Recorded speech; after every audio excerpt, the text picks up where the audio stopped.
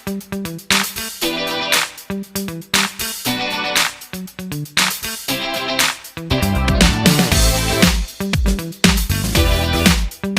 My dear student, welcome back in UDCA children's academy. आज का हमारा टॉपिक है चंद्रगहना से लौटती बेर, जिसको लिखा है केदारनाथ अग्रवाल जी ने। तो चलिए हम पहले कवि के बारे में समझ लेते हैं। केदारनाथ जी का जन्म 1911 ईस्वी में बांदा जिले के कमासिन गांव में हुआ। उनकी शिक्षा इलाहाबाद और आगरा विश्वविद्यालय में हुई। ये पेशे से वकील थे। प्रगतिवादी विचारधारा के प्रमुख कवि माने जाते हैं और प्रकृति सौंदर्य इनकी कविताओं का मुख्य विषय रहा है। सन 2000 में इनका देहांत हो गया। इनकी कुछ प्रमुख रचनाएं हैं, जैसे नीम के बादल, युग की गंगा, फूल नहीं रंग बोलते हैं, आग का आईना, पंख और पतवार, हे मेरी तुम, मार प्यार की थापें, कहे केदार खरी खरी। तो ये कुछ इनकी प्रमुख रचनाएं थी। इनको सोवियत लैंड नेहरू पुरस्कार और साहित्य अकादमी पुरस्कारों से सम्मानित किया गया। ओके, सो ये था हमारे कवि का परिचय। Now let's begin about our poem. पहले मैं आपको कविता का संक्षिप्त सा परिचय दूंगी। यह कविता गांव के प्राकृतिक सौंदर्य पर आधारित है। कवि ने इसमें शहरी जीवन पर अपना रोष व्यक्त किया है, क्योंकि जो शहरी जीवन है वो काफ़ी शोर शराबे से भरा रहता है। शहरी जीवन में लोग धन और संपत्ति के पीछे भागते रहते हैं। वो कभी भी प्राकृतिक सौंदर्य को महसूस नहीं कर पाते, उसे अनुभव नहीं कर पाते। शहरों में भीड़ तो बहुत होती है, लेकिन किसी में भी प्रेम नहीं देखने को मिलता, जबकि गांव के सन्नाटे में, गांव की शांति में प्रेम और अपनापन झलकता है। वहाँ प्राकृतिक सौंदर्य बिखरा पड़ा रहता है और लोग आपस में मिलजुल कर प्यार से रहते हैं। वहाँ पे जो भूमि है वो प्यार और अपनेपन से भरी होती है, जबकि एक शहर का वातावरण शोर, लालच और स्वार्थ से भरा रहता है। तो यही कुछ पंक्तियाँ जो कवि है, इन पंक्तियों में वो यही भाव दर्शा रहा है। तो let's begin our poem. One more thing, we'll complete this poem into 3 parts। हम इस कविता को 3 भागों में समझेंगे। आज मैं आपको लाइन 1 से लाइन 22 तक कवर करूंगी, एक्सप्लेन करूंगी, and then after this part, within 2 part I will complete rest poem. Okay, so आज हम लाइन 1 से 22, मतलब लाइन 1 से 22वीं लाइन तक हम कविता को समझेंगे। चलिए स्टार्ट करते हैं।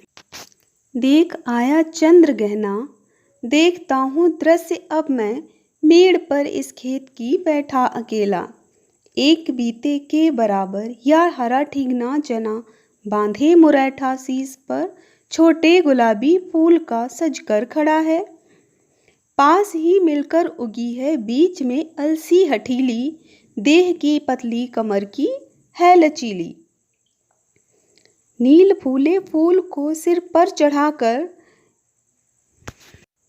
कह रही है, जो छुए यह दूं हृदय का दान उसको, और सरसों की न पूछो हो गई सबसे सयानी, हाथ पीले कर लिए हैं ब्याह मंडप में पधारी, फाग गाता मास फागुन आ गया है आज, जैसे देखता हूँ मैं स्वयंवर हो रहा है, प्रकृति का अनुराग अंचल हिल रहा है। तो today will complete till this line. Okay, कवि कहता है कि मैं चंद्रगहना नामक स्थान से लौट रहा हूँ। अब मेरे सामने ये जो दृश्य है वो मैं देख रहा हूँ। उसके सामने क्या दृश्य है? गांव के हरे भरे खेतों का दृश्य है, जहाँ वो अनेक प्रकार की फसलों को खेतों में लहलाता हुआ देखता है। और कवि कहता है, मेड़ पर इस खेत की बैठा अकेला। वो अकेला एक खेत की मेड़ पर बैठा है और उस शांति, उस सन्नाटे में, उस प्रकृति के बिखरे सौंदर्य के जादू को महसूस करता है। वो हर फसल को, हर पौधे को बहुत ही गौर से देखता है और वो एक चने के खेत में देखता है, चने के पौधे को। वो उसे लगता है कि जैसे चने का पौधा एक बीते के बराबर यह हरा ठिगना चना, बांधे मुरैठा शीश पर। अब देखो, चने का पौधा कितना है, एक बीते के बराबर। एक बीता जो आपकी हथेली की नाप होती है, अंगूठे से छोटी उंगली तक, ठीक है। तो ये जो है वो एक बीता, एक बालिस्त, ठीक है। तो चने का पौधा एक बीते के बराबर है और ये हरे रंग का है और ठिगना है, अर्थात किसी ठिगने इंसान की तरह। बांधे मुरैठा शीश पर, और ऐसा लग रहा है कि जैसे अपने सर पे मुरैठा बांध लिया है, पगड़ी बांध ली है। छोटे गुलाबी फूल का, क्योंकि चने के पौधे में गुलाबी रंग के फूल आते हैं, तो उसमें जो गुलाबी रंग के फूलों के गुच्छे लगे हैं वो कवि को लग रहे हैं कि जैसे उसने गुलाबी रंग का मुरैठा सर पे बांध रखा है और वो सज कर खड़ा हो गया है। कवि को लगता है जैसे वो किसी स्वयंवर में शामिल होने जा रहा है। कवि को उसका जो रूप है वो ऐसा लग रहा है कि वो कहीं किसी उत्सव में जा रहा है, इसलिए वो कहता है कि वो सज कर खड़ा हो गया। इन पंक्तियों में कवि ने मानवीकरण अलंकार का प्रयोग किया है। लगभग हर पंक्ति में यहाँ मानवीकरण का ही प्रयोग हुआ है, क्योंकि कवि निर्जीव वस्तुओं को सजीव वस्तुओं पर आरोपित कर रहा है। अब जैसे कि चने का पौधा, उससे उसने सजीव माना, उसे उसने कहा कि वो एक व्यक्ति है जो सज कर खड़ा हो गया है। वो एक छोटा और ठिगना व्यक्ति है जिसने गुलाबी रंग का मुरैठा बांध रखा है। इस तरह उसने उसकी सुंदरता का वर्णन किया है, उसकी विशेषताएं बताई हैं। वास्तव में ये चने के पौधे की विशेषताएं हैं, किंतु वो यहाँ पर उसकी कल्पना एक व्यक्ति के रूप में कर रहा है, ठीक है। तो यहाँ पे मानवीकरण अलंकार का प्रयोग हुआ है। चने के बीच में कहीं कहीं अलसी के पौधे भी उगे हुए हैं। वो अलसी के पौधों को देखता है और उनकी सुंदरता, उनकी विशेषताओं का भी वर्णन करता है। कवि कहता है कि पास ही मिलकर उगी है बीच में अलसी हठीली, देह की पतली कमर की है लचीली। वो कहता है कि जो अलसी, कहीं कहीं इन चने के खेत में अलसी के पौधे भी दिख जाते हैं और वो ऐसा लगता है कि बड़ी हठीली है। हठीली मतलब बहुत जिद्दी है।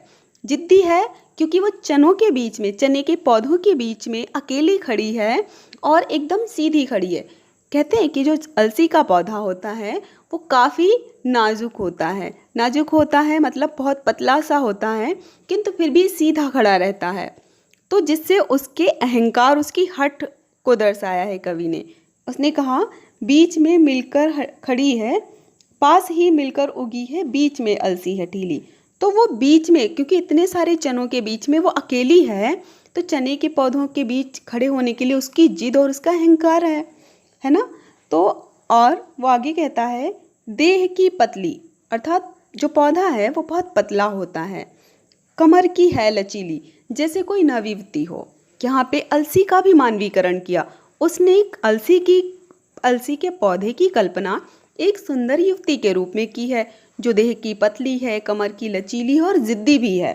इतनी जिद्दी है जैसे नील फूले फूल को सिर पर चढ़ाकर, ऐसा लग रहा है कि उसने अपने सर पर नीले रंग के फूल सजा लिए हैं और कह रही है कि जो छुए यह दूं हृदय का दान उसको।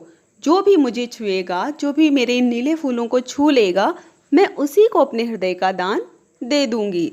अर्थात वो एक सुंदर युवती की तरह वो कहती है कि जो भी उसके हृदय को जीत लेगा वो उसी को अपना हृदय दान कर देगी। देखिए, कविता, कोई भी काव्य हो, उसके दो भाव निकलते हैं।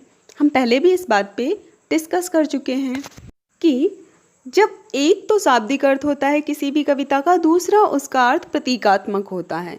क्योंकि जो हम शब्दों के माध्यम से अर्थ निकालते हैं और उसी को फिर हम कल्पना के माध्यम से प्रतीक के रूप में, तो यहाँ पे जैसे अलसी को नवयुवती का प्रतीक माना गया, तो जब हम अलसी को नवयुवती के रूप में बताएंगे तब हम उसके प्रतीकात्मक अर्थ को कहेंगे। जब हम अलसी के पौधे का वर्णन कर रहे हैं तो जाहिर सी बात है हम एक फसल की बात कर रहे हैं, ठीक है। तो यह युवती जो विशेषताएं कवि ने बताई हैं कि ये जिद्दी है, कमर की पतली है, लचीली है, और ये कहती है कि जो भी मुझे छुएगा उसे मैं अपने हृदय का दान दे दूंगी, अर्थात मैं उसी की हो जाऊंगी। क्योंकि अलसी का पौधा नाजुक होता है, यदि आप उसे छुएं और ज़रा सा भी जोर पड़े तो वो टूट जाएगा। तो इस तरह से दोनों ही रूपों में उसकी विशेषताएं कवि ने बताई हैं। और सरसों की न पूछो हो गई सबसे सयानी। अब यहाँ पे पास ही में उस कवि जो है वो सरसों के खेत भी देखता है। अब वो सरसों की विशेषताओं का वर्णन करता है। वो कहता है कि सरसों की तो कुछ भी ना पूछो, वो तो सबसे सयानी हो गई। यहाँ पे सयानी शब्द का अर्थ समझदार है और दूसरा परिपक्व है, अर्थात पक गई है। जो सरसों की फसल है वो भी लगभग पक गई है, तो और इसीलिए लगता है कि वो पकने को आ गई, क्योंकि उसमें बालियाँ आ गई हैं, उसमें बीज आ गए हैं और लगभग तैयार होने वाली है। तो या वो सयानी हो गई, क्योंकि उसके वृक्ष जो हैं, जो उसके पौधे हैं, वो परिपक्व हो चुके हैं, विकसित हो चुके हैं पूर्ण रूप में, और उसमें फूल भी आ गए हैं। तो कवि उसको सयानी कह के संबोधित करता है, उसे भी वो एक नवयुवती के रूप में ही देखता है। हाँ, कवि कहता है कि और सरसों की न पूछो हो गई सबसे सयानी, हाथ पीले कर लिए हैं ब्याह मंडप में पधारी। और वो इतनी सयानी हो गई है कि उसने अपने हाथ पीले कर लिए हैं और स्वयं ही ब्याह के मंडप में जाकर बैठ गई है। जैसे जब अलसी के पौधे पूर्ण रूप से विकसित हो जाते हैं तब उसमें पीले रंग के फूल खिल जाते हैं और पूरे सरसों के खेत पीले नज़र आते हैं। तो उससे कवि ने प्रतीकात्मक अर्थ लिया कि जैसे सरसों एक युवती है और अब वो इतनी समझदार हो गई है, इतनी बड़ी हो गई है या युवा हो गई है, तो अब उसने स्वयं ही अपने हाथ पीले कर लिए। यहाँ पे कवि जो है हमारे गांव की कुछ परंपराओं की तरफ भी संकेत कर रहा है। हमारे यहाँ कहते हैं गांव में जब लड़कियां सयानी हो जाती हैं तो उनका ब्याह करते हैं, तो हमारे यहाँ एक कहते हैं ना उनके हाथ पीले करने हैं। तो कुछ परंपराओं की तरफ भी कवि संकेत कर रहा है ताकि हम गांव की प्रकृति, उसकी संस्कृति को भी समझते रहें। ठीक है, तो यहाँ पे सरसों जो है कवि के लिए एक नवयुवती है। आगे कवि कहता है, फाग गाता मास फागुन आ गया है आज जैसे, क्योंकि ये बसंत का मौसम है। ये जो फसलें हैं वो बसंत के मौसम में ही होती हैं, तो सरसों की फसल जो है वो बसंत के मौसम में तैयार होती है। अब बसंत जो है मार्च और अप्रैल के महीने में आता है, तो इसे हिंदी में हम फागुन का महीना कहते हैं। फागुन अर्थात होली का महीना। तो इस समय गांव में एक लोकगीत गाया जाता है जिसे हम फाग कहते हैं। होली गीत होता है जो फागुन के महीने में गाते हैं। तो कवि कह रहा है कि ऐसा लग रहा है कि इस समय जो फागुन है, फागुन का भी उसने मानवीकरण किया है। फागुन जो है वो फाग गीत गाता हुआ आ गया है और ये सारा दृश्य जो है उसे किसी स्वयंवर की तरह प्रतीत हो रहा है। संपूर्ण दृश्य, सभी सजे हुए हैं, सभी ने खुद को सजा रखा है। तो कवि समझता है कि ये जो पूरा दृश्य है वो किसी स्वयंवर की तरह सजा हुआ लग रहा है और प्रकृति का अनुराग अंचल हिल रहा है। और ये संपूर्ण सौंदर्य देखकर, प्रकृति के इस प्रेममयी वातावरण को देखकर स्वयं प्रकृति भी अपने प्रेम का आंचल इन पे लहराने लगी है। जैसे जो हवाएं चल रही हैं, प्रकृति भी मानो अपने आंचल को प्रेम से इनके ऊपर हिला रही है। तो इस तरह से कवि इन पंक्तियों में प्रकृति की सुंदरता का वर्णन बहुत ही सुंदर ढंग से करता है। वो प्रत्येक पंक्ति में मानवीकरण अलंकार का प्रयोग कर रहा है। प्रत्येक प्राकृतिक तत्व, उसके फल फूल, उसकी फसलों को वो किसी मानवीय क्रिया से, मानवों से वो उनकी कल्पना कर रहे हैं, उनको उनका आरोपण कर रहा है या उनको आरोपित कर रहा है। उसने चने के पौधे को भी एक व्यक्ति माना है जो सज कर खड़ा हो गया है। अलसी को भी एक नवयुवती माना है जो एक चंचल और जिद्दी नवयुवती है, जो अपने हृदय का दान सिर्फ उसे देना चाहती है जो उसको छुए। उसकी कोमलता का वर्णन किया है, उसके लचीलेपन का वर्णन किया है।